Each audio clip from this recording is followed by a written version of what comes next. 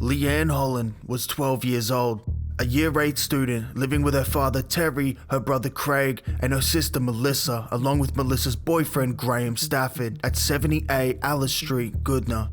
On the 23rd of September, the first day of the school holidays, Graeme and Leanne were home by themselves. Graeme was working on his red Holden Gemini in the driveway when Leanne left home to go to the local hairdresser. It was assumed she had spent the night at a friend's house, but after not returning home, she was reported missing the following day by Melissa and Graeme at around 5:45 p.m. 3 days later, on the 26th of September, her body is found in bushland off Redbank Plains Road. She'd been killed by at least 10 blows to the head, and her body had burn marks from either a lighter or a cigarette. The injuries were so severe that she had to be identified by her fingerprints.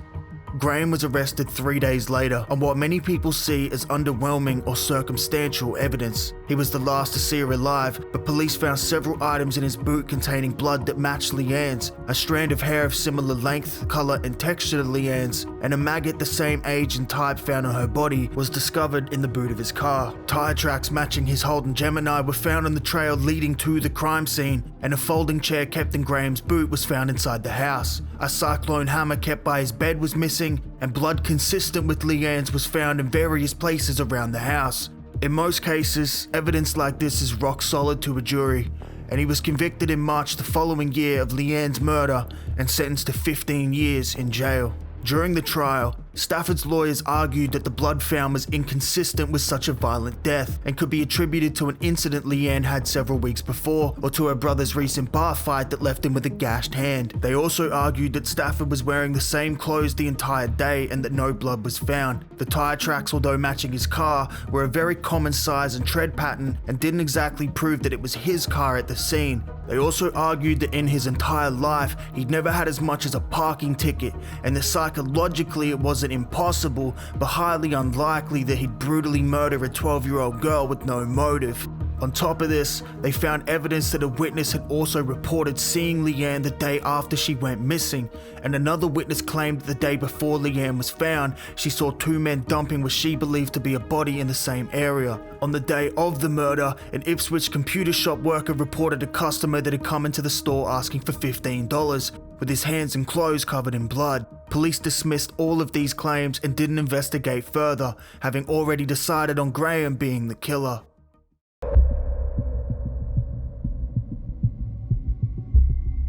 Before we delve a bit further into the evidence presented, I'd like to talk about the other two primary suspects that police ruled out before arresting Graeme for Leanne's murder.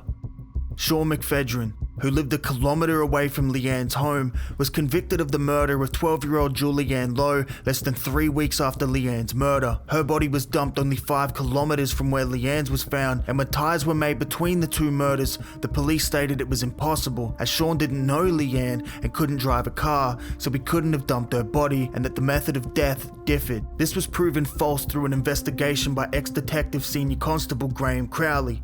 Hired by Stafford's family initially, after learning of Sean's murder conviction, he discovered that police lied about his involvement and that he played football with Leanne. Sean's mother would also tell him that he could in fact drive and that he had a violent history of attacks on siblings and classmates. She also said he was fascinated with witchcraft and slept with a knife because he was scared that the devil was going to take his blood. When this evidence was presented to police by Graeme, they threatened to charge him with interfering in a police investigation. Graeme then knew he was onto something, and the police's involvement was further questioned by what he discovered next. In 1996, a man was jailed for 7 years for the rape of his 2 young adult daughters. Shortly after his sentencing, the 2 girls reached out to Graeme Crowley, stating that their father was friends with Leanne's father and would regularly drink with him and drive Leanne around. This same man was allegedly a violent pedophile and police informant who had a key role in advising detectives in Leanne Holland's case.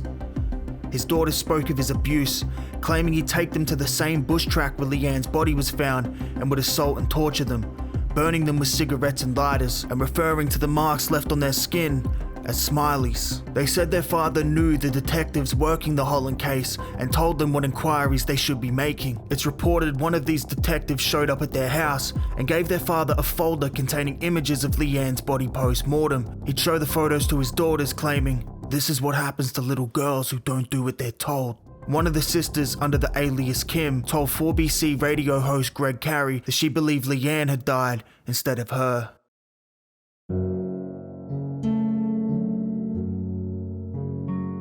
Graeme pled his innocence for nearly 15 years, before being released on appeal in 2006. His conviction was eventually overturned entirely in 2009.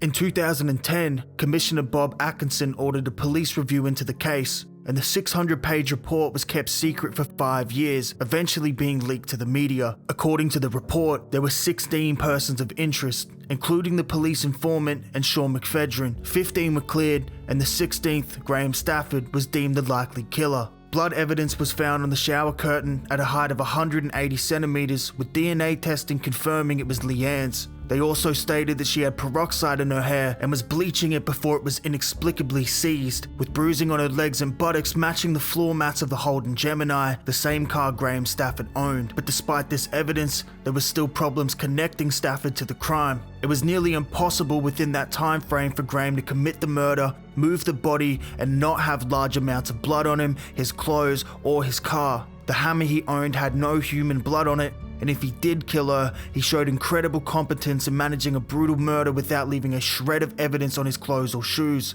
Forensic scientists said that from the injuries, there would have been massive splashes of blood from the blows when they were inflicted, and his girlfriend stated he was still wearing the same clothes he was in when she left for work when she saw him again that night. No human blood was found inside the vehicle, which would be inconsistent with the type of injuries Leanne sustained if he moved the body. His criminal record was entirely non-existent, without even a parking ticket, yet he was still the prime suspect in a brutal murder, despite two obviously more capable suspects in the same area, both of whom were known to Leanne. The entire investigation against Graeme took only 3 days, and it's assumed that within those 3 days the police had spoken to Sean and the informant, both of whom had violent and horrifying pasts, and yet police decided that Graeme was the more obvious fit.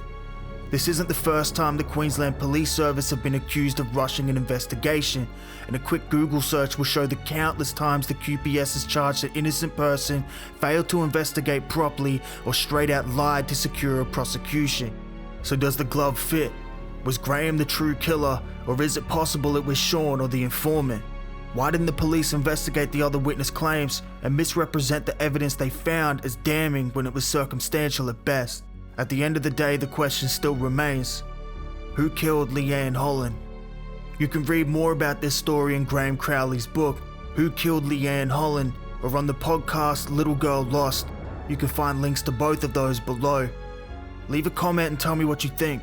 Does the evidence point to Graeme, or is there more to this story that the police aren't telling the public about? I'm keen to hear your opinions. Thanks for watching. Can't sleep.